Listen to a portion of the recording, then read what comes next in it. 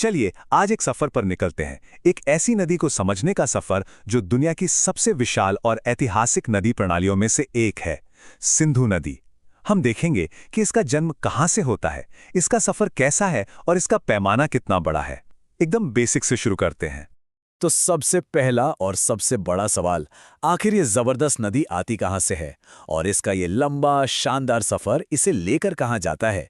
चलिए इसी सवाल का जवाब ढूंढते हैं। तो हमारे सफर का पहला पड़ाव है नदी का जन्म। हम चल रहे हैं हिमालय की ऊंचाइयों की ओर, सिंधु के उस दूर दराज और राजसी स्रोत का पता लगाने जहां से सब कुछ शुरू होता है। सिंधु का सफर शुरू होता है पवित्र मानसरोवर झील के पास से, तिब्बत के पठार पर। सोचिए जरा, दुनिया की छत कहे जाने वाले इस इलाके में दुनिया के सबसे ऊंचे बर्फीले पहाड़ों के बीच से ये जीवन देने वाली नदी जन्म लेती है। अच्छा, तो अब हमें ये पता चल गया है कि नदी शुरू कहां से होती है। तो अब बारी है सिंधु के उस अविश्वसनीय सफर पर नजर डालने की। ये कैसे देशों की सीमाओं को पार करती हुई पहाड़ों से समुद्र तक अपना रास्ता बनाती है। देखिए, सिंधु का सफर ना एक तरह की अंतर्राष्ट्रीय कहानी है जिसके 3 खास हिस्से हैं। ये तिब्बत में शुरू होती है, फिर भारत से होकर गुजरती है और आखिर में पाकिस्तान में जाकर फैल जाती है। चलिए एक एक करके इन पड़ावों को देखते हैं।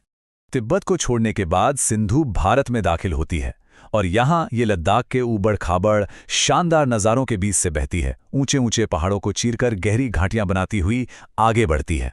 भारत के बाद इसका सफर पाकिस्तान की तरफ बढ़ता है और यहाँ नदी का रूप बिल्कुल बदल जाता है।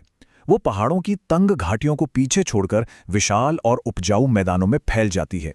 ये वो मैदान है जो पूरी तरह इसके पानी पर ही निर्भर है। और हजारों किलोमीटर का ये लंबा सफर अपने अंत पर पहुंचता है। इसका पानी आखिरकार कराची शहर के पास अरब सागर में जाकर मिल जाता है और इसका चक्र पूरा होता है। इसका रास्ता तो हमने देख लिया, पर सिंधु की असली ताकत और विशालता को समझने के लिए ना हमें कुछ आंकड़ों को देखना होगा। तो चलिए इसके पैमाने पर एक नज़र डालते हैं। लगभग 3180 किलोमीटर। जी हाँ, सिंधु एशिया की सबसे लंबी नदियों में से एक है और ये दूरी दुनिया के कुछ सबसे मुश्किल इलाकों से होकर गुजरती है। लेकिन इसकी लंबाई से भी ज्यादा हैरान करने वाली चीज है इसका ड्रेनेज बेसिन, मतलब वो पूरा इलाका जिसका पानी बहकर इसमें आता है। 11 लाख वर्ग किलोमीटर से भी ज्यादा। ये एक बहुत ही बड़ा इलाका है। अब हम एक बहुत ही जरूरी बात समझने वाले हैं। सिंधु सिर्फ एक अकेली नदी नहीं है, ये एक पूरे नेटवर्क का दिल है, एक सच्चा नदी तंत्र। तो ये नदी तंत्र होता क्या है? इसे ना एक पेड़ की तरह समझिए। सिंधु जो है वो पेड़ का मुख्य तना है और इसमें अनगिनत छोटी बड़ी नदियां और धाराएं आकर मिलती हैं, जिन्हें सहायक नदियां कहते हैं।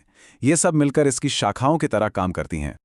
और ये हैं इसकी कुछ सबसे बड़ी, सबसे महत्वपूर्ण सहायक नदियां: झेलम, चिनाब, रावी, ब्यास और सतलुज। इनमें से हर एक नदी अपने आप में बहुत शक्तिशाली है और ये सब मिलकर सिंधु को वो अपार शक्ति देती हैं जिसे हम जानते हैं।